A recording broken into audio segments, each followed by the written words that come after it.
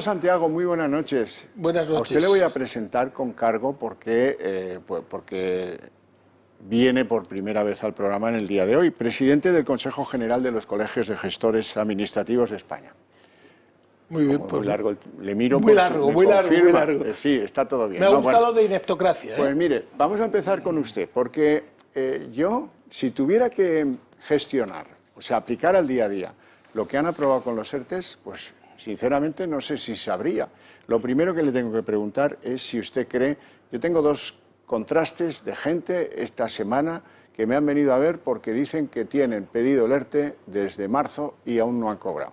¿Eso sigue más o menos estando de esa forma? De esos hay unos cuantos miles. Dígale a su amigo ya lo saben, que mal de muchos, ya, porque hay unos cuantos todavía, no voy a decir decenas y probablemente incluso centenas de miles que todavía no han cobrado. Yo tengo la sensación de que ha cambiado poco. De la última vez que usted y yo hablamos de eso, cuando se establecía un número entre 200 y 300.000. Bueno, pues puede que haya bajado y estemos un poquito por debajo de los 200, pero no gran cosa más. Oiga, ¿cómo se gestiona eso de que en el mes de no sé qué, la cuota de la Seguridad Social es no sé qué, pero al mes siguiente menos, pero...? Pues mire, se lo va a explicar una persona que lleva desde los 21 años dedicado a hacer nóminas en seguros sociales, que soy yo. No tengo ni puñetera idea.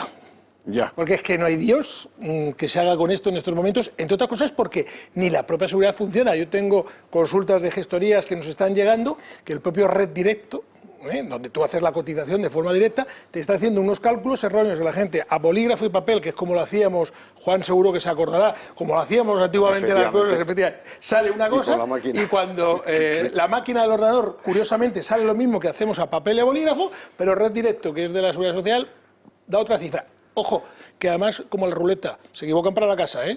Por cierto, si tú tienes pedido un ERTE, aunque no te lo hayan pagado, ¿esto te invalida para pedir otro tipo de prestaciones? Estás en ERTE, aunque no te lo hayan pagado, esto es como el que gana 1.000 millones y no los cobra. De momento tendrá que declararlos.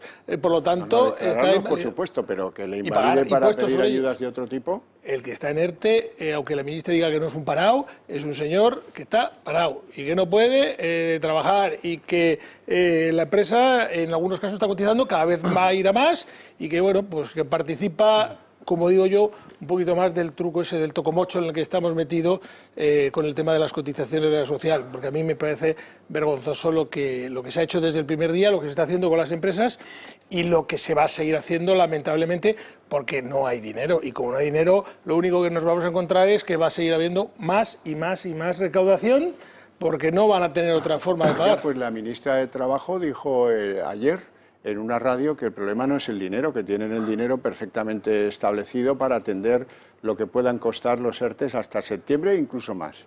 Bueno, las cifras macroeconómicas hay aquí expertos mejores, pero vamos a ver qué hace el Estado cuando esos 80 o 90.000 millones que no ha recaudado no tenga para pagar. Dicen que esto costará 4.500 millones, a mí esos números tampoco me salen, pero bueno, expertos tiene la casa. No, algún numerito, algún millón más ya será, ¿eh? O sea, la broma de los ERTE, digo, lo que son el pago de las prestaciones, más si añadimos el tema del incremento que viene derivado también de los autónomos, es decir, el pago del cese de actividad, nos vamos a ir hasta final de año en torno a los 14.000 millones tirando por lo bajo, ¿eh? O sea, si casi la cosa que se complica un poquito más, si en septiembre la cosa no va bien, nos podemos ir hasta los 18.000, o sea, vamos a movernos en esa franja. Yo lo que digo es que este gobierno lo que tiene que hacer con este tema es ir a las fuentes, digo, a las fuentes donde hay dinero. Y en este caso tenemos el SURE, que está para esto en Europa, y no lo ha pedido todavía, ¿eh? Ahí tenemos 14.000 millones, que más o menos nos equilibran las cuentas. Seguramente no las arreglan, pero algo nos apañan, aunque haya que devolverlo, ¿eh? Igual que para buena parte del MEDE sanitario, que también están ahí 25.000 y que no se han pedido. Con lo cual, oiga, ¿qué pasa? Que nos ponen condiciones. El bueno de John Zulueta, que estamos en manos de unos ineptos. Pues sí, sobre todo, hombre, porque nos ponen alguna condición. Bueno, pues a lo mejor, claro, nadie te regala nada, ¿no?, en esta vida. O sea, cuando yo voy a pedir un crédito al banco, me piden algunas cosas, ¿no? Si vas a pedir un préstamo, te lo van a pedir. Yo, de todas maneras, más allá de la cuestión material de los ERTE, es decir, del lío, que si el acuerdo... yo creo que es bueno el acuerdo porque da tranquilidad a mucha gente. Y eso yo creo que es bueno el acuerdo políticamente hablando. Pero yo creo que lo que no hay que hacer... y yo creo que el gobierno tiene una responsabilidad sobre todo de tutelar sus empresas públicas y que no sean jetas. Les pongo un ejemplo muy sencillo. Renfe ha renovado su servicio a pleno, o sea, los largos recorridos está funcionando. Salen noticias en televisión, llegan los AVEs a Barcelona, oiga, sin servicio, a bordo. No hay gente. Esa gente está en un ERTE. Oiga, si se ha reanudado la actividad, ¿por qué esa gente no se le vuelve a incorporar? Al menos parcialmente. No, es que la cafetería... Que no es la cafetería. Es que el Renfe está prestando un servicio cobrando el mismo dinero, sin embargo, aminorando la calidad del servicio. Si tienes un hijo menor que quieres que viaje, ¿con quién? ¿Quién se hace cargo de él? Si tienes una persona mayor que tiene problemas de movilidad, ¿quién le acerca al tren? ¿Quién? Si tiene un equipaje que subir, ¿quién? Oiga, este tipo de cuestiones, ¿qué pasa? Es una empresa pública, Renfe, ¿eh? Tendría que estar dando ejemplo de incorporar gente a la actividad. Si usted empieza la actividad, empieza a incorporar gente. Y empezando por las empresas públicas que lo tienen que hacer. ¿Por qué si no el chollo, como esta gente no está contratada por Renfe, el ERTE lo tienen con otra empresa que es con la que Renfe tiene contratada, Renfe hace el servicio a coste cero? Oiga, hay que tener cara, ¿eh? Porque esto lo que está jugando es, de alguna manera, a bajar la calidad del servicio para que la próxima contrata que se haga sea a coste risorio. Esta es la broma, ¿eh? Y esto donde el gobierno tiene que dar ejemplo y tiene que tutelar a sus propias empresas, porque si no, no queremos que nadie se quede atrás. Estoy hablando de 2.000 familias que se están quedando atrás, que quieren trabajar, el servicio se ha reanudado y sin embargo su actividad profesional no. Vale, pues si estos son los ERTE de este gobierno, a mí no me valen. Digo, hay mucha gente que le viene muy bien, que es estupendo y fenomenal, y estoy encantado con que se hayan prorrogado. Ya dijimos aquí que sería hasta septiembre, ¿eh? Que esto es la decisión salomónica. Yo hubiera y en septiembre preferido... veremos qué pasa hasta diciembre. Yo hubiera ¿no? preferido tener un plan hasta diciembre con el Claro, que con tranquilidad hacer tus y estabilidad, claro. Claro, tus propios planes dentro de cada una de esas empresas. Iranzo.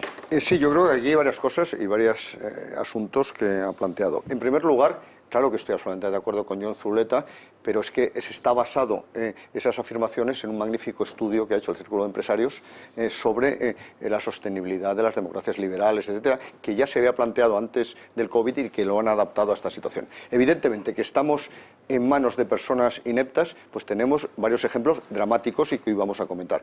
En primer lugar, somos el peor país en cuanto a resultado sanitario, que también lo vamos a comentar en cuanto a número de fallecidos por millón de habitantes. En segundo lugar, según el Fondo Monetario Internacional y según esta casa, somos el país que más va a retroceder, cuyo PIB va a caer más del orden del 14%. Por tanto, evidentemente, hemos estado en manos de ineptos. Por otro lado, hay una falta de seguridad jurídica fundamental, que es lo que se plantea. Hubiese sido mucho mejor ERTES hasta diciembre y haberte podido programar. Pero es que, evidentemente, dentro de esa ineptitud, la propia ministra de Trabajo fue incapaz de explicar lo que era un ERTE, como recordaremos todos. Y luego hay un atentado permanente a la empresa privada. Y ese es un asunto que a mí me preocupa en todas las afirmaciones, una vez más, de esta semana. Pero ¿cómo no van a pagar el teletrabajo las empresas, etcétera?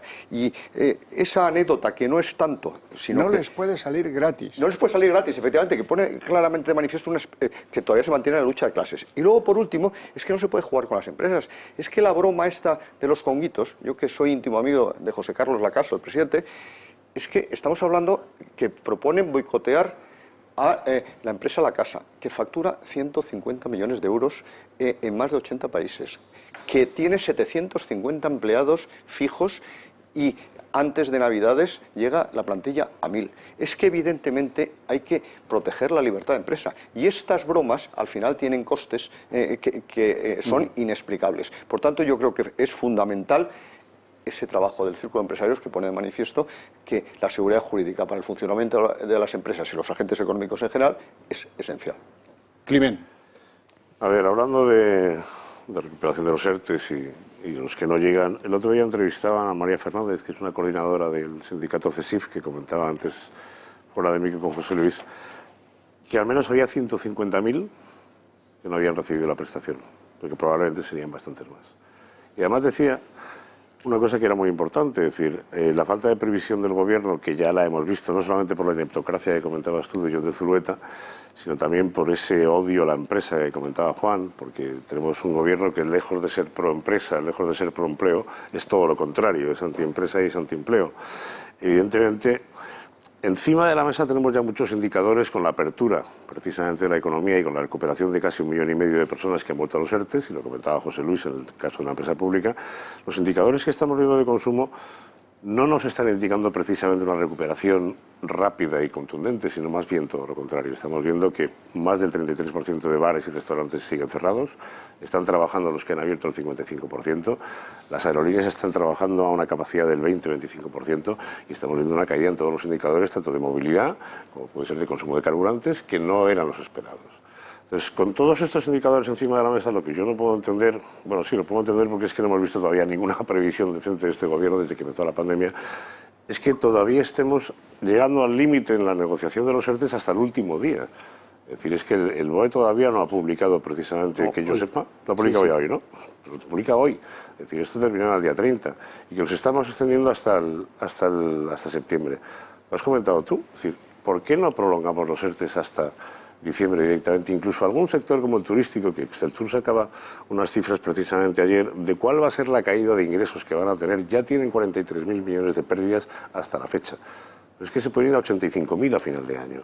Y las cifras que vemos de julio, agosto y septiembre, veremos a ver cómo se recupera ese turismo internacional al que hemos llegado muy tarde comparado con otros países, pero vamos a encontrar con unas cifras probablemente muy superiores a las que está diciendo Exceltur, con lo cual ponga usted encima de la mesa la solución. Hemos hablado de coste, hablabas de 80.000, que probablemente sean 80 o 90.000 millones, y evidentemente ya sabemos lo que hay. Tú has hablado del SURE, has hablado del MEDE, tenemos una serie de líneas de financiación que nos proporciona Europa que de alguna manera tendremos que utilizar, y no las están. Fernando Santiago. Yo quería añadir un microdetalle, y es que hemos abandonado al pequeño, al autónomo, al pequeño empresario, que es una parte importante para este país de la producción. Es decir, se han tomado algunas medidas, pero casi todo lo que se ha tomado en medidas beneficia más a la multinacional, a la gran empresa, a la empresa pública, como decía usted, que al pequeño. Lo que va a ser terrorífico es la vuelta del verano, cuando nos encontremos la cantidad de tiendas que están cerrando. Hoy venía un artículo en el periódico del barrio de las Salesas, donde ya habla de que el 20% de los locales están cerrados, de que no han llegado a abrir. Estamos viendo por las calles, aquí mismo en esta casa, el bar de enfrente lo vemos cerrado. El bar de enfrente de esta casa está cerrado y el de la esquina. Es increíble lo que nos vamos a encontrar y, por lo tanto, el otoño en el que vamos a padecer. Y yo sigo diciendo, hay un acumulado, es decir, hay 3 meses donde mucho pequeño empresario no ha ingresado. Ese señor ha generado una deuda, o tiene unos porcentajes enormes de margen, o cómo va a pagar 3 meses de gastos que ha tenido sin ingresos en los próximos 6 o 7 meses, si es que no hay margen. Entonces, o se toman medidas o vamos a tener un problema muy serio. A mí, la última vez que estuve aquí, me tildaron de catastrofista, me dijeron de todo. Mire, si yo veo a Climent, que va camino a un precipicio, le dice, te vas a caer, te vas a matar, y me dice, catastrofista, mátate. Estamos todavía a tiempo de hacer rectificaciones que minimicen el impacto, pero es que no se hacen. Este que es un país de cachondos, la verdad, le han dado la vuelta al famoso eslogan aquel de momentos de confinamiento, quédate en casa, decían, tal, y ahora le han dado la vuelta y ha quedado, por lo menos gracioso, ahí lo tienen, me he quedado sin casa, o yo me quedo sin casa, para ser más exacto. Un pequeño matiz a lo que acabas de comentar, es decir, no solo los han abandonado, sino que si además haces una comparativa a nivel internacional, cogemos las ayudas fiscales que ha dado España directamente, no hablo de las inyecciones de liquidez ni de los ICOs, solamente el 0,3% de las ayudas fiscales han llegado a los autónomos. Comparado con Estados Unidos, Reino Unido, incluso Italia, está dedicando un 0,6, prácticamente el doble que España. Es que somos el peor país que ha ayudado precisamente al 90% de pymes y autónomos que son el tejido empresarial de este país. Bueno, es que ya lo estaba diciendo la Federación de Trabajadores Autónomos, hay 500.000 de autónomos en peligro, que se dice pronto, y lo dije, nos estamos preocupando por Nissan, por los 3.000 empleados de Nissan, y hay que preocuparse por los 2.000 empleados de Renfe, pero narices, hay que preocuparse por el 500.000 de autónomos y el 1.000.000 o 1.000.000 y pico de trabajadores que dependen de esos autónomos, que se van a ver en la calle y que además van a tener que cobrar del Estado, en un Estado que el próximo año va a tener 80.000 o 90.000 o 60.000, Juan seguro que lo sabe decir mejor, millones menos de recaudación para pagar. No, digo, o sea, los autónomos, yo creo que aquí los estamos defendiendo, es decir, son una parte esencial, ¿no?, de nuestro tejido productivo, pero digo, yo siempre digo un dato que parece que es muy significativo, 95% de nuestras empresas tienen menos de 10 trabajadores, que no es pequeño, y a partir de ahí la gran mayoría son unipersonales, es decir, trabaja uno, que es el autónomo, y como mucho, y luego hay otro bloque que es el que tiene 2. Es decir, que es él, la mujer o el cuñado. O sea, da igual. Esta es la realidad empresarial de nuestro país. Y esto lo hay que tener en cuenta si queremos que esto funcione.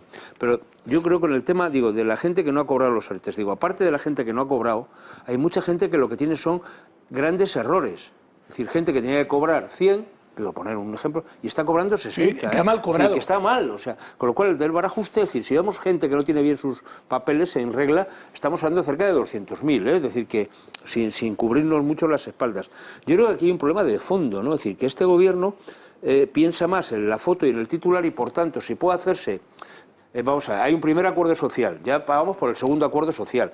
Y con el mismo contenido tendremos el tercer acuerdo social en diciembre. Es decir, hay mucho de relato, mucho de postureo, mucho de imagen y poco de eficiencia. Por tanto, estamos en la definición del inicio del programa, la ineptocracia. Es decir, no importa tanto lo que se quiere conseguir, sino la foto que me hago... La propaganda. Esta es la clave del asunto. A mí me preocupa también que a los que estamos aquí y decimos estas cosas, además nos ven como el enemigo, cuando lo que estamos aquí es intentando colaborar, intentando ayudar. Nos hemos puesto a disposición y no nos han hecho caso a ninguno. Aquí en esta mesa yo sé que hay expertos que saben un montón de muchos años, a los que incluso yo he seguido cuando era más joven.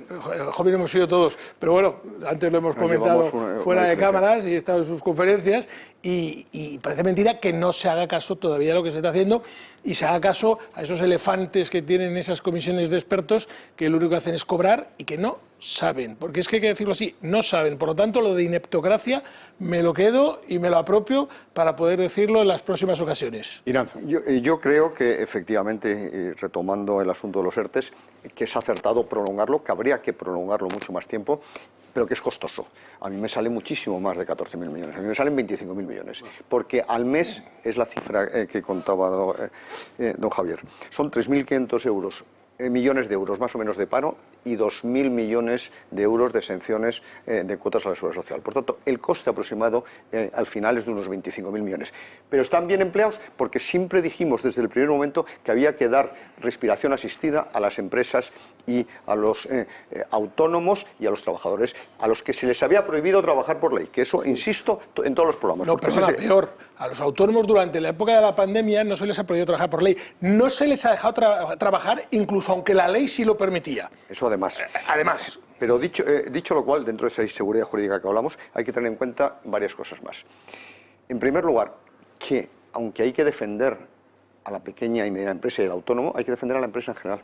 Sí, y yo la diferencia entre 50 trabajadores, más de 50 y menos de 50 en cuanto al tratamiento de los ERTEs, me cuesta entenderlo. Y además eso te genera un efecto escalón y sobre todo si estamos diciendo que en España hay que aumentar el tamaño de las empresas, que hay que potenciar las fusiones, etcétera, aquí mismo lo que está potenciando y está favoreciendo es la pequeña empresa. En segundo lugar, a mí me preocupa mucho uno de los acuerdos a los que se ha llegado, que es ampliar el veto al despido por causas objetivas hasta septiembre. Pero ¿cómo se puede prohibir el despido? Eso es una barbaridad que puede llevar a que muchas empresas quiebren, porque ninguna empresa despide por placer, despide porque no tiene más remedio. Pero ese no es el tema de fondo, Juan. Es decir, por causa objetiva, es decir, al final tú puedes seguir despidiendo por causa no objetiva. La mayoría de los despidos de este país y te cuesta 3 veces más. Y te cuesta 3 veces más. No, 3 veces no, pasar de 20 a 33 días. Y en algunos casos más. Aunque estoy en el lado contrario, el despido en este país no es gratis, pero es libre. Pero es libre. Pero es que además, hombre, sí. No cuenten la película que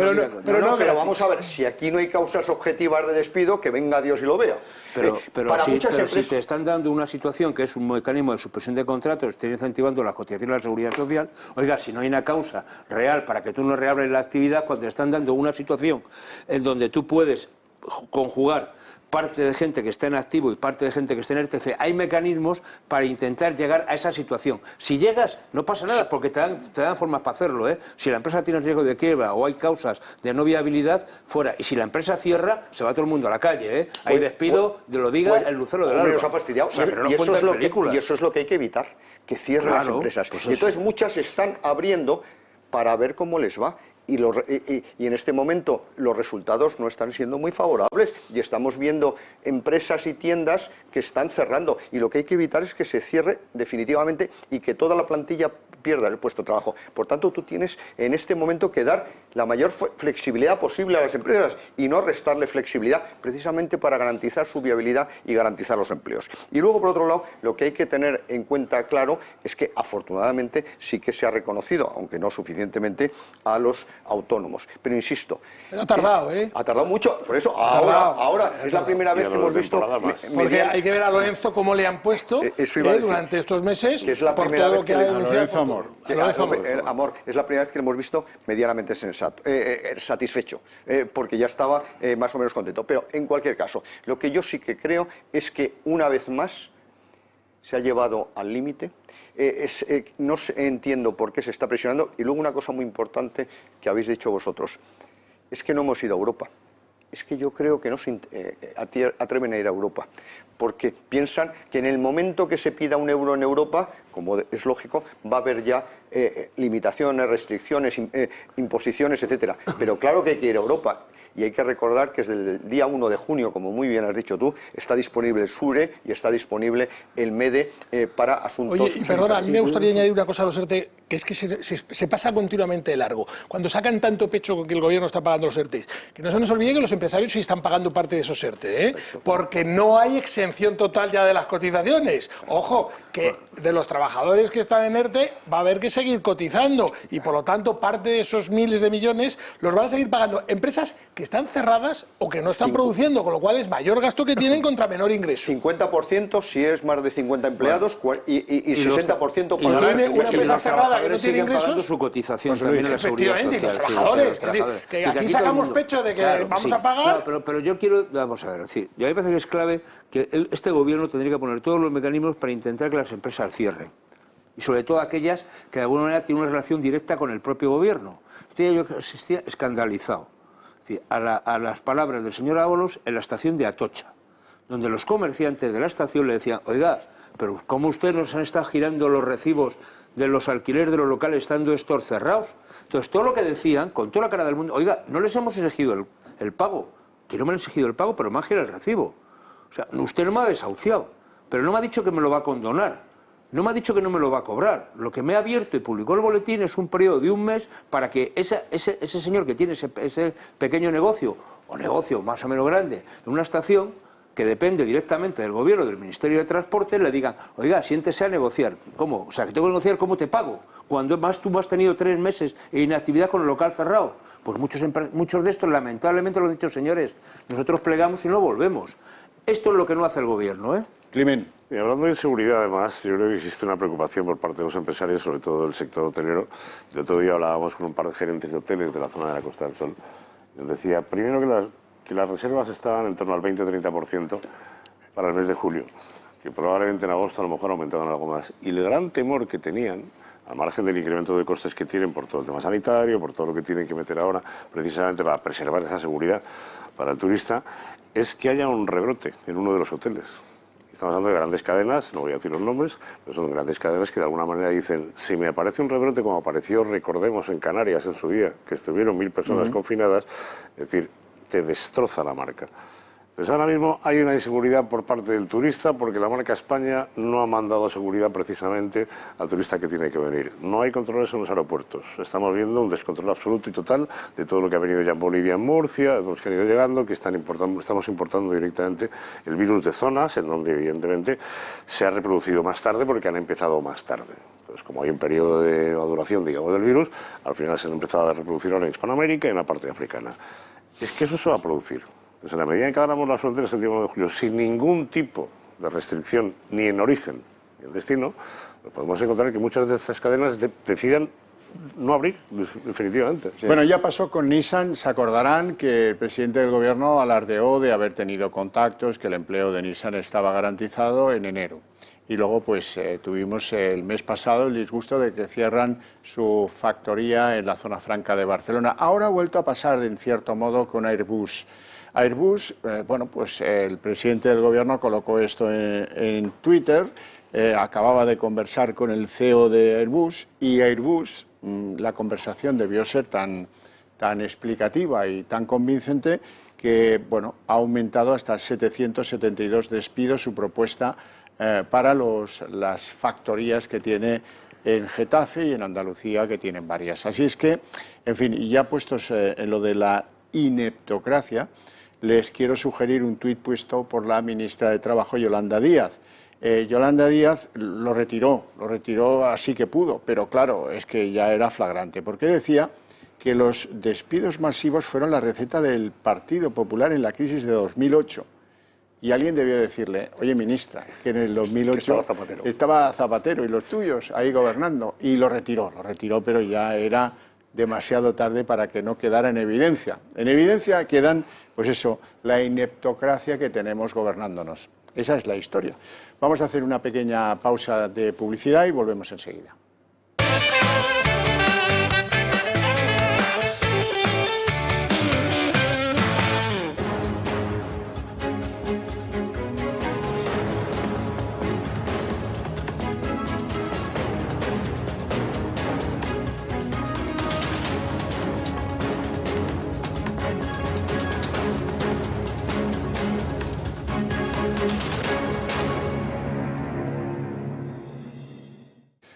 Bueno, recuperemos las claves económicas. Esta semana han salido datos de fuente gubernamental que dicen que lo que está costando la crisis del COVID son 80.000 millones. No está del todo claro qué incluyen en esas cuentas. Lo que es evidente es que están incluyendo los costes del dinero público. No sé si alguno más, pero en cualquier caso esos números tampoco salen. Iranzo. Sí, efectivamente. Sí, desde luego lo que calculamos es el hundimiento de la economía como consecuencia de ese cierre al que nos referíamos anteriormente y sobre todo de 15 días que afectó al 60% del Producto Interior Bruto, pues evidentemente ya estamos hablando de 250.000 millones de euros para empezar a hablar. Sí, nos referimos al conjunto de la sociedad. Si nos referimos solo al sector público, la caída de recaudación puede llegar a 50.000 millones aproximadamente. Por tanto, ya tenemos ahí esa cifra. Si a eso le unimos los ERTES, si a eso le unimos, que no sabemos la cifra, los gastos de sanidad. La renta mínima. La renta mínima, que los gastos de sanidad se han estimado entre 4.600 y 5.000 millones de euros. La renta mínima, que aquí tanto hemos criticado, que no era el momento, ni muchísimo menos, y menos permanente, bueno, pues ya se está calculando que un mínimo de 4.600 millones, no 3.000. Luego, por otro lado, tampoco sé muy bien si han ido o no, pero esos 16.000 millones que se destinaba a las comunidades autónomas. Por tanto, el coste, desde luego, para la economía española ha sido muy superior y el coste para el Estado también. Lo que sí tenemos es datos de exportaciones, 32% abajo hasta abril, y tenemos datos de facturación de las empresas y datos que vienen del Instituto Nacional de Estadística. Sí. Efectivamente, bueno, las exportaciones, ya lo comentábamos el otro día en tu programa, es decir, al final, ¿España exporta o dónde exporta? Exporta más de un 67% a Europa, con lo cual, digamos que dentro de las cifras que comentaba Juan, de estimaciones del Fondo Monetario Internacional, de la OCDE, del Banco de España, etcétera, estamos viendo que la recuperación probablemente va a ser mucho más lenta en Europa que en países como Estados Unidos, o probablemente en países asiáticos como puede ser China. No así en Latinoamérica, que ya estamos viendo también las cifras que están siendo realmente estrambóticas.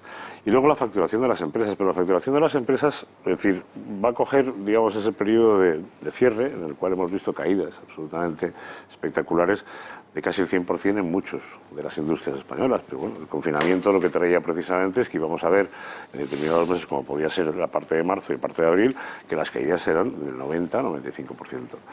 Es decir, eso...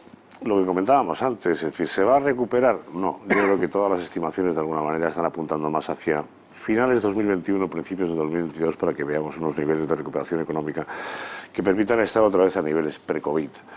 Pero en el caso de las exportaciones es evidente, es decir, en la medida en que nuestro Producto Interior Bruto genera lo que genera y exportamos pues automóviles, bienes químicos, bienes de equipo y productos agrícolas a toda la parte europea, esa parte no se va a recuperar porque estamos viendo las cifras de consumo y de actividad económica, con lo cual me da la impresión de que vamos a ver, no solamente en el año 2020 una caída del 32%, sino que el año que viene seguiremos viendo todavía una senda muy débil de recuperación. José Luis. No, esto pinta no lo pinta muy bien. No quiero ser catastrofista, pero la verdad es que la cosa no pinta nada bien. Digo, más allá, yo creo que en ese dato, si viene de fuentes gubernamentales, lo que van es sumando un poco todas estas medidas que sistemáticamente van repitiendo y van poniendo y van sumando.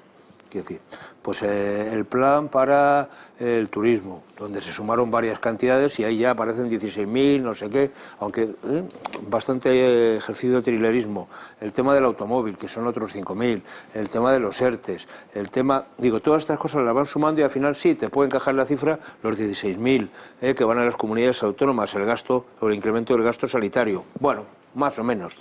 Pero al final lo que hay que poner, el problema de esto es que no hay, el portal de transparencia está cerrado. Es que este es el tema de fondo. Oiga, es que estos gastos tenían que ser transparentes, en que no se hemos gastar dinero, que es un dinero de todos, que este dinero no lo genera el gobierno, lo generamos los ciudadanos con nuestros, con lo que nos clavan con nuestros impuestos, ¿no? Es decir, a partir de ahí a uno nos duele más que a otros. Seguramente a algunos les duele menos, pero a mucha gente le duele mucho, porque además no está viendo un servicio acorde al esfuerzo que tú estás haciendo para mantener la fiscalidad de este país. Fijaros que el otro día salía el dato también del sector servicios y del sector industrial, las ventas. Que es lo que le da vidilla, ¿no? A estos dos, han caído un 40% en el mes de abril, más del 40% los dos. O sea, si los servicios y la industria se nos cae un 40%, pues ¿esto qué es? Es que el PIB en algún momento, digamos, de pico, puede haber sido este trimestre, en algún momento un 50, pero la media se nos va a ir al 20, de caída del PIB. En Francia y en Alemania está pasando lo mismo. Es decir, de hecho, en Francia las caídas del comercio minorista fueron todavía mayores que las de España. Y las cifras de IFO el otro día de Alemania no pintaban a una recuperación, seguían en contracción todavía con caída de empleo y con caída de nuevos pedidos. Es decir, no se ve esa recuperación incluso en países como Alemania. Por eso le digo, es decir, que bueno, vamos a ver cómo llegamos a septiembre. Yo, si me permitís, yo es que hay una cuenta que a mí no me falla, que es la cuenta la vieja. Yo hablo de un trabajador medio, un trabajador que gane 18.000 euros al año, 1.500 de base de cotización, vamos a decir. La media 18.500. Vamos a hablar de una base de cotización mensual de 1.500. Eso, señor, que se va a ir al paro, el Estado deja de cobrar un 32-33% de los seguros sociales por la parte de empresa y por la parte del trabajador. Que alguien vaya cogiendo la calculadora y vaya aplicando. El 33% de 18.000 euros por trabajador deja de recaudar. Pero además ese señor va a ir al paro. Con lo cual, de esos 18.000 va a cobrar el 70 o el 80%. Con lo cual, cada trabajador que se va al paro son 18.000. Si estamos hablando de que 1 millón de trabajadores, así a lo poco, se nos van a ir al paro seguro, sí o sí, hablamos ya de 18.000 millones. Por esos 80.000, es que no... Por eso, querido Fernando, no cabe en cabeza que la ministra de Trabajo se alegre de que tantos y tantos dependan del Estado. Lo que puedes esperar de alguien que dice que no es un parado de un trabajador en ERTE. Ya. Bueno, me gustaría mucho que habláramos de pensiones. Al hilo de lo dicho por el gobernador del Banco de España, Hernández de Cos, que dice que hay que emprender la discusión sobre hacia dónde queremos llevar el modelo de las pensiones. Esas urgencias a qué obedecen. Por cierto, antes de hablar de eso, déjenme que les cuente algo muy relevante. Si echan números de los datos oficiales de las pensiones en España, verán que en el periodo entre febrero y junio han desaparecido 50.408 pensionistas. Tate. Y eso hay que irse al mismo periodo, febrero-junio, del año anterior. Y la caída del año anterior, mismo periodo, fueron 9.000. De lo cual se deduce que la diferencia entre 50.000 y 9.000 son caídos en combate. Se puede poner illa como se quiera poner. No, hombre, son gente que ha perdonado la pensión y que han decidido no cobrar. Y el otro, y Maroto el de la moto.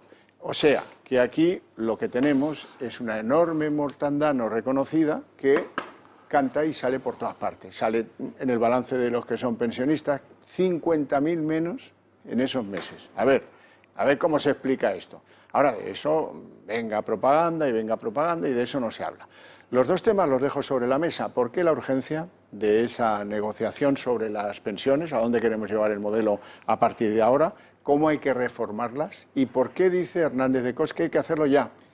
porque estamos con un déficit estructural que el año pasado, generando una gran cantidad de empleo, llevó a un déficit de la Seguridad Social de cerca de 18.000 millones, tiene un agujero de cerca de 100.000 millones y este año hay que recordar que se va a hundir el número de cotizantes. Porque yo creo que lo que hay que poner claramente de manifiesto y recordar a los televidentes es cuál es nuestro modelo de pensiones públicas, que es un sistema de reparto y no de capitalización, que se impuso en Europa a principios de los años 60 y en España a final de los años 60 por una razón muy sencilla, porque en aquel momento trabajaba muchísima gente, porque en aquel momento se vivía poco y por tanto en un sistema de reparto políticamente era mucho más lucido ofrecer ese modelo que daba muchas pensiones que un sistema de capitalización que cada uno a lo largo de su vida tenía que ir capitalizándose, pero que garantizaba la viabilidad futura del modelo. Por tanto, el modelo en sí se basa fundamentalmente en que haya un equilibrio entre los que trabajan y los que perciben la pensión. Y en este momento se está a punto el desequilibrio, que es de 2. Es decir, se necesitan 2 cotizantes por cada pensionista. Tenemos, aparte de esas bajas tristes y que cuadran perfectamente con esos 41.000 personas que se estima que han muerto por el COVID, tenemos 9.750.000 pensiones que cuestan 9.862 millones al mes. Por tanto, en esta situación el modelo está absolutamente quebrado. Por eso Hernández de Cos dice que hay que ponerle el cascabel al gato lo más rápidamente posible. Por una razón muy sencilla, porque Holanda quebró, porque las pensiones en Holanda quebraron hace ya unos años y el ajuste fue del 30%. Hubo que bajar las pensiones un 30%. De tal manera que hay que evitar esa situación y mucho más en estos momentos.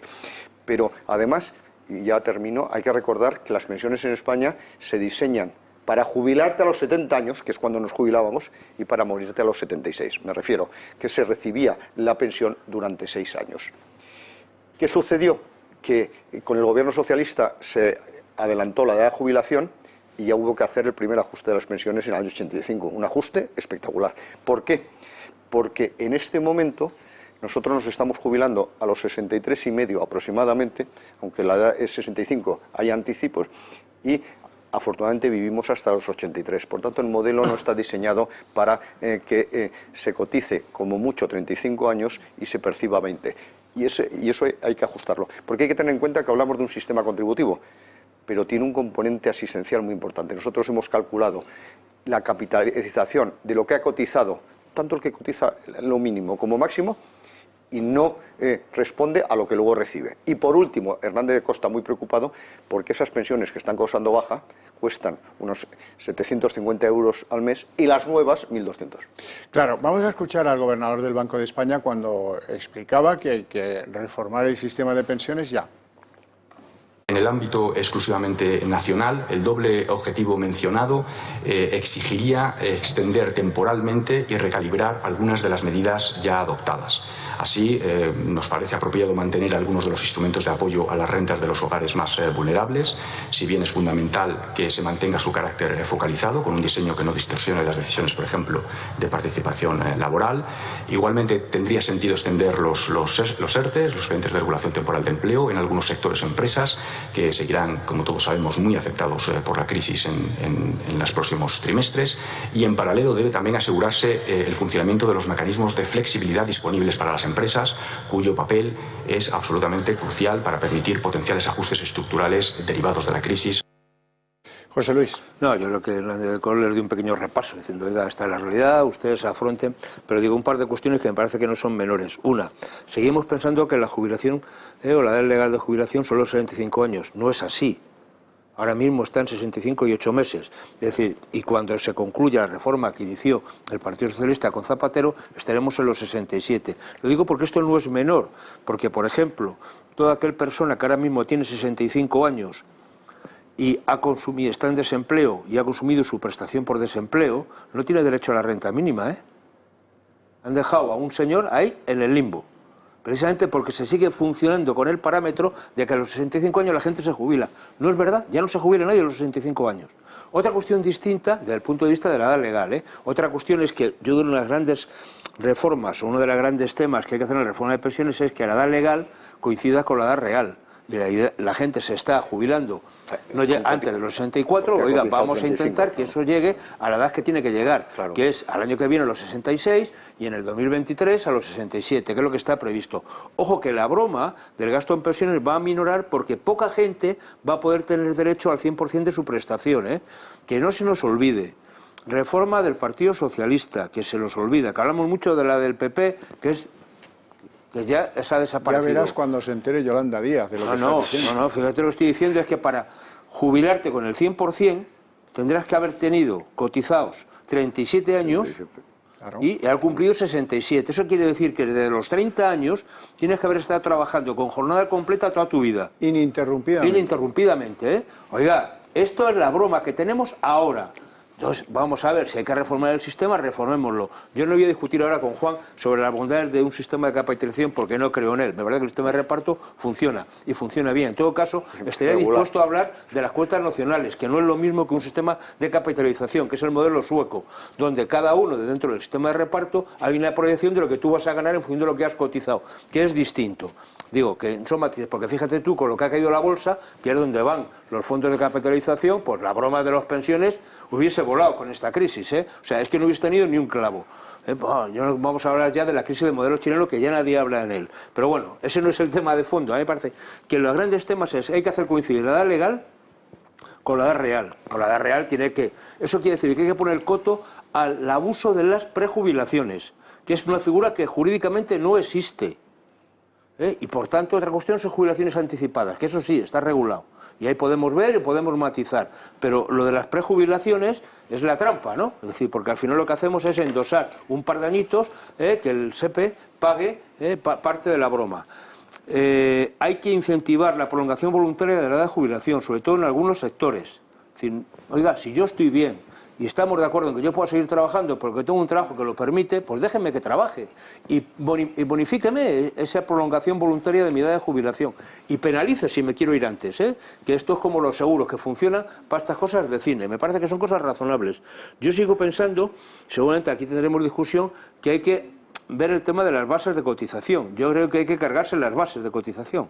Y digo, tanto la mínima, oiga, si yo gano solo 300 euros, déjeme cotizar por 300, no me llegue a cotizar por 900, porque al final usted me está forzando. Por tanto, la base mínima, oiga, la cotización en función de lo que trabajo. Y me parece que las bases máximas hay que implementarlas, igual que hay que implementar la pensión máxima. Lo que no vale es decir, subo la base de cotización máxima, pero la pensión máxima te la constriño. No, me parece que eso es razonable. Por tanto, yo creo que tenemos mecanismos. Y luego hay un conjunto de prestaciones del sistema que se pueden sacar. Quiero decirte, las prestaciones por paternidad, maternidad, eso puede ir a presupuesto perfectamente. El salario de los funcionarios. El salario de la gente que atiende a la seguridad social. Eso está en torno a 7.000, 8.000 millones. Eso. Si vamos cogiendo 3 o 4 cositas de ajuste contable, las cuotas empiezan a cuadrar, y los 18.000, bueno, pues al final, fijaros que hace 2 años fueron 14, Es decir, que el déficit que puede haber está en torno a 14, 15.000, más allá que el año pasado fueron 18, y no nos olvidemos que cada vez van a empezar a entrar menos pensionistas, porque se nos van muriendo, y las pensiones también, más allá que las pensiones que entran son más altas que las que salen, las que van entrando son menores que las del año anterior, fruto de la reforma de Zapatero, que incrementó el periodo de cómputo para el cálculo de la pensión. Estoy de acuerdo, pero le añadiría un detalle por un asunto de justicia, que se valore toda la vida laboral de cada uno. Absolutamente, claro. Y hasta que no se llegue a eso, que me dejen escoger los mejores años cotizados. Ni los 30, ni los no sé qué. Todos. Toda la vida laboral. Todos esos que os desmayáis cuando llega la carta Ministerio de Trabajo, usted ha cotizado 47.500 días, Dios mío, es que empezó con 16 ya, ¿y eso de qué me sirve? A la hora de jubilarme, ¿de qué me sirve? Injusto, injusto. Álvaro. Yo creo que le habéis dado un repaso, ya acepta el tema, pero bueno, en cualquier caso, es decir, los dos pilares básicos de las pensiones son claramente el reto demográfico que tenemos y, por otro lado, el déficit estructural. Es decir, yo creo que son los dos temas que tendríamos que tener encima de la mesa, más luego todos los matices de las prejubilaciones que ha comentado José Luis, etc. Pero también es cierto que de repente, no se sabe muy bien por qué, ha aparecido una urgencia con el tema de las pensiones, que yo creo que va más unido precisamente al ruido que nos está haciendo Europa y a todo el ruido que está llegando, de que si queremos recibir esa ayuda ese fondo de recuperación, reestructuración, como lo quieran llamar, vamos a tener que entrar en una senda de recortes, no solamente de gasto público, sino probablemente de sueldo de funcionarios, de pensiones, etcétera. Yo creo que ese ruido está encima de la mesa. No es solo Banco de España, sino que el propio BBVA sacaba un informe de Domenech y Bucé hablando precisamente de lo que tú has comentado, es decir, la recomendación que daba el propio Servicio de Estudios del BBVA era muy claro, es decir, vamos a pensiones de cuotas nacionales, es decir, donde vayamos a un modelo sueco, que puede ser un modelo que se podría implementar en España, o nos vayamos a un modelo inglés, en el cual tú negocias con el trabajador, que de alguna manera podías negociar que parte. Podría ser que no, pero bueno, es decir, son las opciones que se ponen encima de la mesa, pero me da más la impresión de que mientras veamos el tema de las pensiones como un tema ideológicamente político y no lo veamos como un problema estructural que tiene la economía, no de ahora, sino ya de hace muchos años, no vamos a poder solucionarlo. El Pacto de Toledo no ha dado soluciones y no parece que les vaya a dar de momento, porque el político que llega al poder sabe que esto tiene una cuota muy grande precisamente en los votos. Es decir, cualquier modificación que vaya en contra de los pensionistas le va a costar probablemente el gobierno en ese momento. Entonces no lo van a querer adoptar. Mientras lo veamos en un periodo de 4 años, que es el periodo que tiene de legislación el gobierno, vamos a tener un problema de fondo hasta que no cojas un comité independiente realmente, como puede ser el Pacto de Toledo, pero que lo hagan de forma independiente y seriamente, y se enfrenten a este problema, porque es insostenible. Es decir, es que no va a haber dinero para poder pagar las pensiones y todos lo sabemos. Fernando. Yo, como toda la teoría ya se ha dicho, voy a ser muy claro y directo, como he sido en toda la pandemia, y hasta ahora las predicciones que hemos hecho los gestores administrativos, a los 3 meses han salido los titulares de los periódicos. Voy directo. ¿Qué va a pasar con las pensiones? Pues que van a bajar.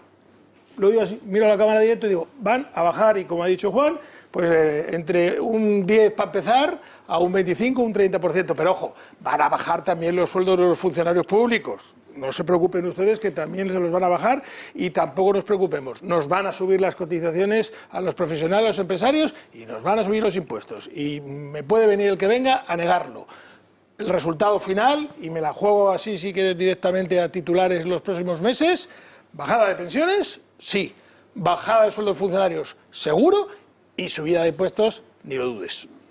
Hombre, yo creo que a corto plazo no se va a producir una catástrofe tan espectacular. Ha preguntado qué va a pasar con los impuestos, no qué va a pasar mañana. Por eso, perdón, con los impuestos, con la pensión. Mañana no va a pasar nada, pero que las van a bajar. Por eso creo que hay que reformarlas cuanto antes para evitar precisamente esa situación de Holanda.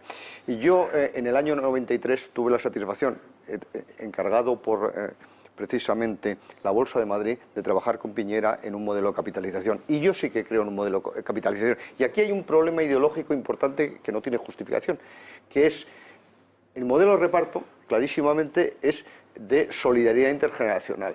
Y el de capitalización es que no traslades tú a la generación futura el problema, que te lo resuelvas tú. De tal manera que yo sí que creo firmemente en el proceso de capitalización. ¿Quién es el enemigo de la capitalización? La inflación.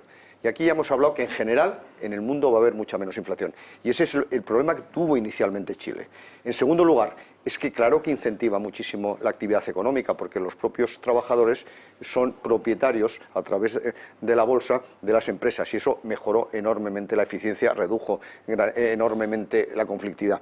Pero luego, dicho lo cual, hay un problema muy serio, que es: si se produce un sistema de capitalización, se deja de cotizar al sistema de reparto, y por tanto ahí lo que se produce es un problema de déficit de cotizaciones, que es la financiación del tránsito.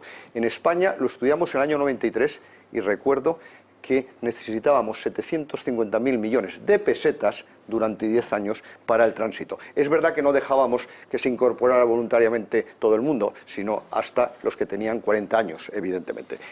De tal manera que ese modelo hubiese sido absolutamente viable. Y además, una anécdota muy simpática. Estábamos discutiendo, ¿y de dónde sacamos el dinero? Y estábamos reunidos en la bolsa. Y yo acompañaba a Piñera camino de un hotel que estaba en Colón, y al pasar por Cibeles en una tarde de octubre fantástico, dijo: acabo de encontrar el dinero, ya lo tenemos, los 7,5 billones de pesetas.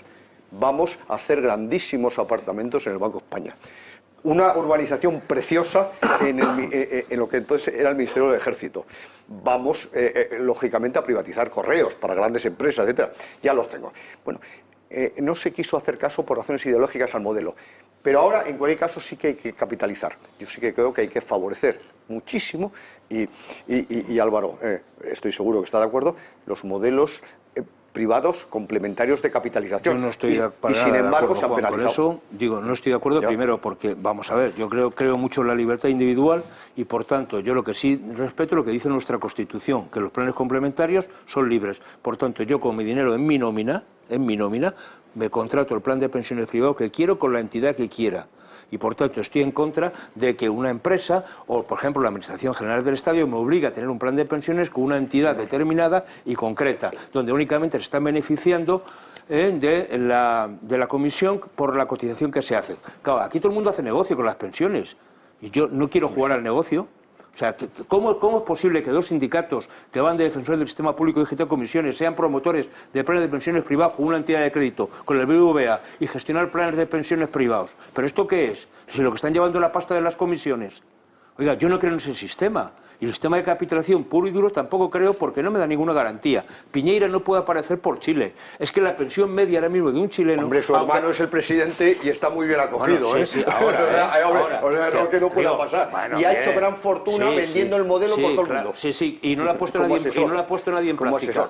Y no la ha puesto nadie en práctica, cuando tan bueno no será. Es que la pensión media que queda en Chile son de $300 ahora mismo. Y la gente, hace 2 años, había unas sagradas en Chile porque la gente no llegaba para vivir. Digo, más allá de otra situación, yo creo en el modelo social europeo y creo en él, y me parece que un sistema mixto como es el sueco, me parece que puede ser una buena solución de futuro. Y las cuentas nacionales, que no son sistema de capitalización, simplemente es una provisión que tú vas haciendo y tú sabes lo que te va a quedar. Podemos hablar de mochila austríaca, podemos hablar de 1000 cosas más, pero vamos a ver, 2 cosas. ¿Por qué prisa ahora? Primero porque hay un juego político. Acordaros que la última reunión de la Comisión del Pacto de Toledo se saldó sin acuerdo cuando todo el mundo pensaba que se iba a alcanzar el acuerdo porque los señores de Unidas Podemos montaron el pollo y dijeron que no, firmaban y levantaron el... Oiga, ahora son parte del gobierno, Vamos a ver qué pasa y cómo se reconstituye. Esta semana empieza a andar la Comisión del Pacto de Toledo. Y el tema de fondo sigue siendo la revolución de las pensiones. Yo creo que las pensiones actuales no van a bajar en el sentido nominal de su valor. Otra cuestión es que si no se van revalorizando de acuerdo al IPC, al final acaban devaluándose y acaban aminorándose.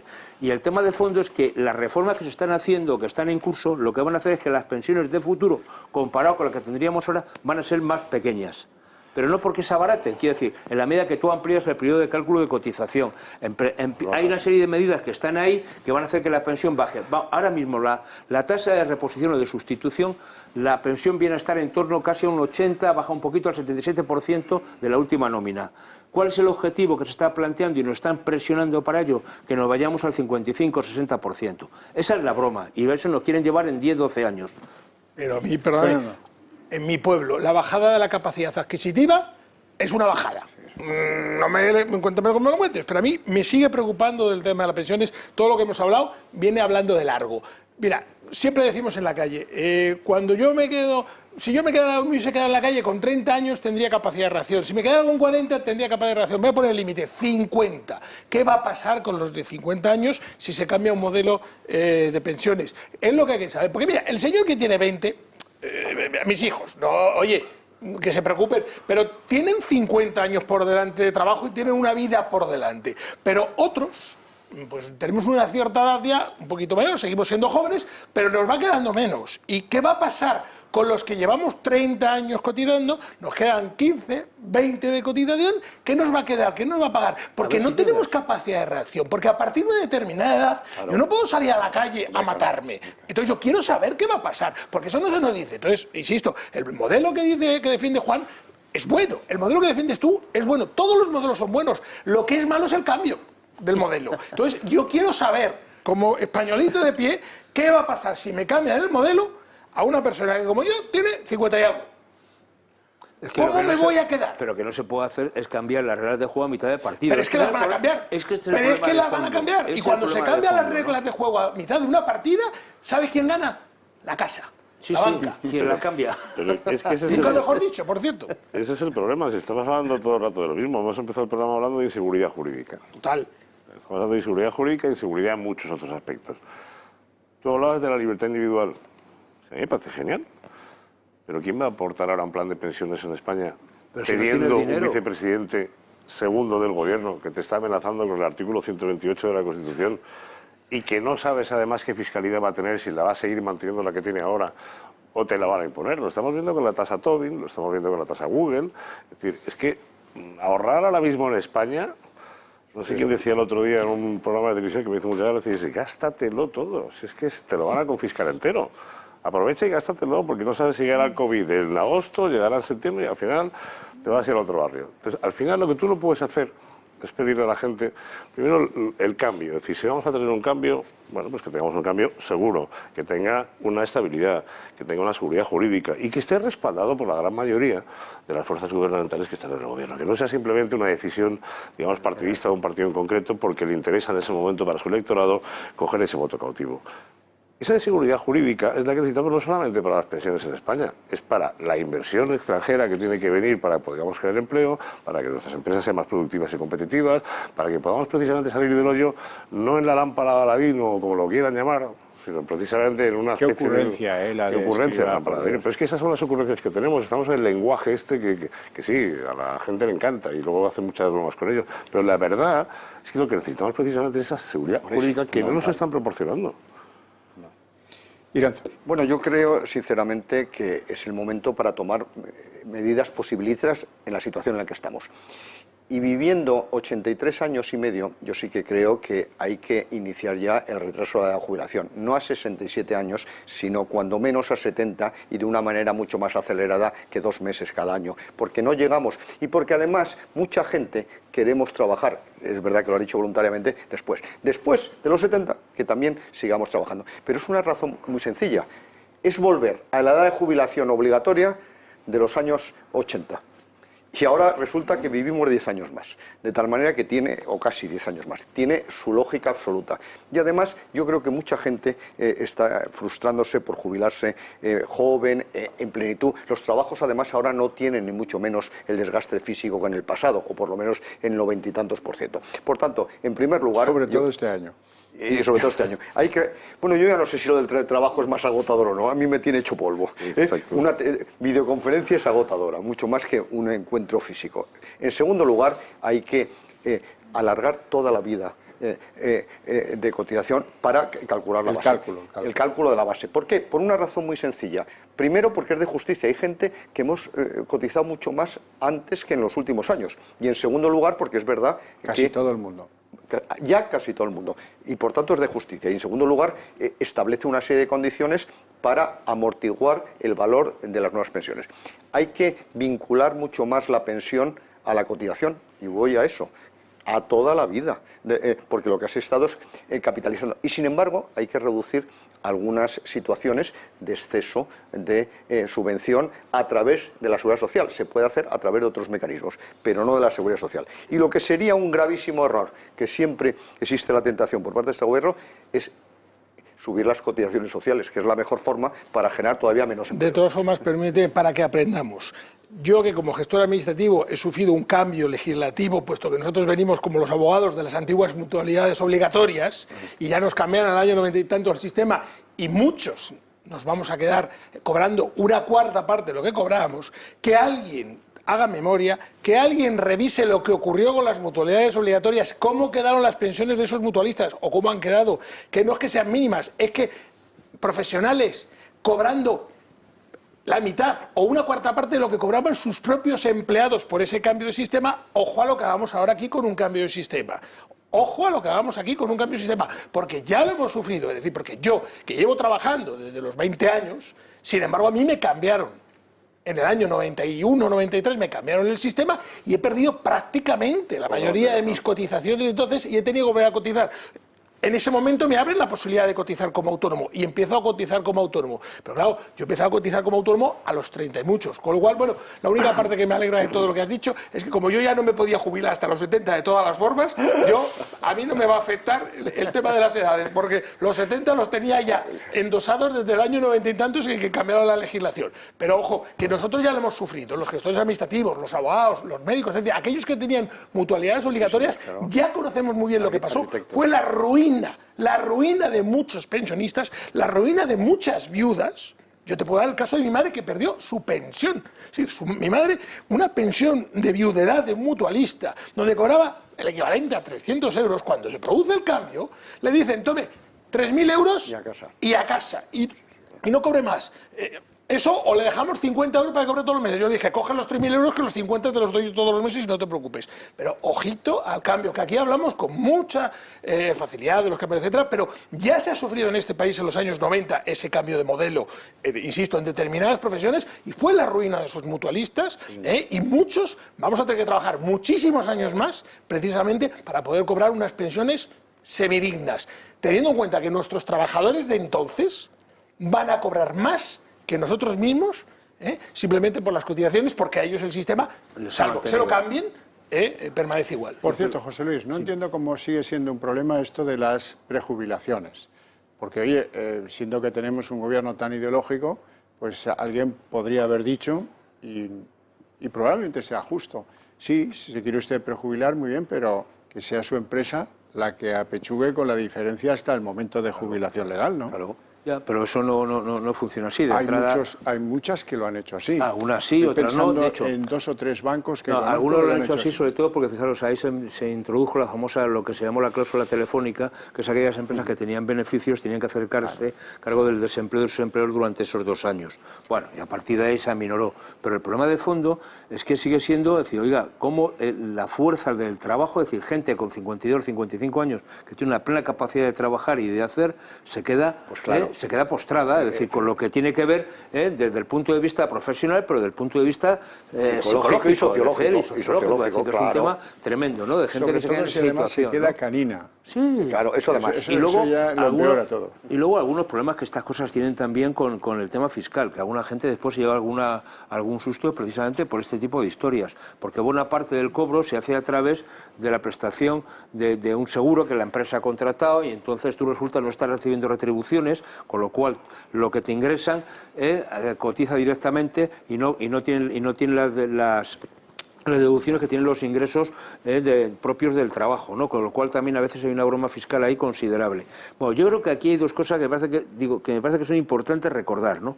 Cualquier reforma del sistema de pensiones no es fácil, sobre todo es dolorosa. Hay gente que le va a doler, o sea, entonces, ningún gobierno quiere dar malas noticias, por definición. Entonces, ¿qué pasa? Que las elecciones son cada 4 años. No hay ninguna reforma de fondo del sistema de pensiones que se pueda hacer en menos de 4 años. O por lo menos para que dé tiempo a olvidar que las has hecho. Con lo cual, este es el problema de fondo. Nadie quiere acometer una reforma en profundidad y a largo plazo del sistema porque sería muy costoso, porque los efectos negativos se tienen ahora. Y porque ahora mismo los pensionistas me voy a incluir ahí porque yo ya soy un pensionista de estos privilegiados en este sentido, porque ya disfruto de mi pensión. Oiga, pues somos gente muy guerrera, ha llegado el caso, ¿no? Y estamos viendo cómo la gente está saliendo a la calle con normalidad. Entonces yo creo que aquí hay un tema de fondo político, ¿no? Y segundo, luego entramos en la cuestión técnica. Aquí me parece que sería importante que realmente este tema se hiciese con carácter técnico, con carácter realista, pues claro, y no con carácter político, porque nos estamos jugando al futuro de un país. Pero va a ser al revés. Pero este es el tema. Digo, ¿pero qué es lo deseable? Hombre, aquí estamos para decir qué sería, y no es tan descabellado lo que yo estoy diciendo, y lo está diciendo un sindicalista, que estamos diciendo, oiga, hasta que no llegue, por ejemplo, ese tema de que si hay que computar toda la vida laboral, si usted va a ir a los 25 años, que todavía no hemos llegado a que se computen los 25, que es parte de la reforma de Zapatero, oiga, déjeme que coja mis mejores años. Eso en no los Francia últimos, por ejemplo, no los últimos, porque hay gente que se ha ido al desempleo los últimos años de su carrera. Eso es así en media Europa. Y eso es un palo, ¿eh? O sea, claro, es que hay un bajonazo en las pensiones de la gente que ha sufrido la crisis desde 2008, toda la gente que se fue al paro con 55 años, le han pegado un bajonazo de su función, de su pensión del carajo. Primero, porque desde el propio desempleo, con 63 años, te jubilaban anticipadamente, con lo cual habías tenido menos bases de cotización y habías tenido además una jubilación anticipada, con lo cual tenías una doble penalización. Esa es la broma, ¿no?, del sistema. De todas formas, estamos hablando de un asunto trascendental en este momento para 9.750.000 personas y en el futuro para muchas más, y hay que tener en cuenta que primero se tenía que haber reformado ya el sistema, porque si hay algo fácil de predecir es la demografía, y la jubilación de las personas procedentes del baby boom de los años 60 era predecible en los años... Por eso, justo, en los años 90, que es cuando iniciamos ese intento de reforma de las pensiones. En segundo lugar, que Si se hacen las cosas sensatamente y no se vuelve a introducir otro mecanismo como la renta mínima vital, que creo que tiene mucho que ver en la visión de Europa y esa imposición de una reforma más urgente de las pensiones, creo que está bastante vinculado. ¿Por qué? Porque es un aumento del déficit estructural, que es lo que hay que evitar. Las pensiones tienen un déficit estructural y la renta vitalicia también. Luego, por otro lado, yo no creo que, insisto, si se hace razonablemente, que los pensionistas hoy en día se vean ya perjudicados, salvo que se van a contener la revalorización de las pensiones, por supuesto, y luego sí que habrá algunos ajustes para los que nos vayamos jubilando en el futuro. Pero me gustaría, por último, decir que sí que todos tenemos, no todos, el 82% de los españoles tenemos un activo para la pensión que hay que plantearse seriamente, que es la vivienda propia, que es la hipoteca inversa. La hipoteca inversa, que creo que es muy atractivo, que es un modelo financiero que todavía no está bien asentado porque entendemos que hay que dejar una herencia. ¿Y por qué creo que en España tenemos tanta obsesión por la herencia y no en otros países? Porque no tenemos muy asegurado todavía el sistema de dependencia. Pero la vivienda puede ser un complemento importante a la pensión. Yo, y no pretendo quitarle el puesto a Javier, que lo hace muy bien, y le tengo admiración por las horas que se tira aquí de pie, pero a mí me gustaría salir con la respuesta... ¿Son jubilatoriamente útiles las horas de pie? Verdad que no. Yo estoy intentando ganarme el sueldo de hoy, pero yo quisiera salir de aquí con una respuesta de monosílabo a la primera que has dicho tú de qué va a pasar con las pensiones. Es decir, ¿van a bajar o no van a bajar?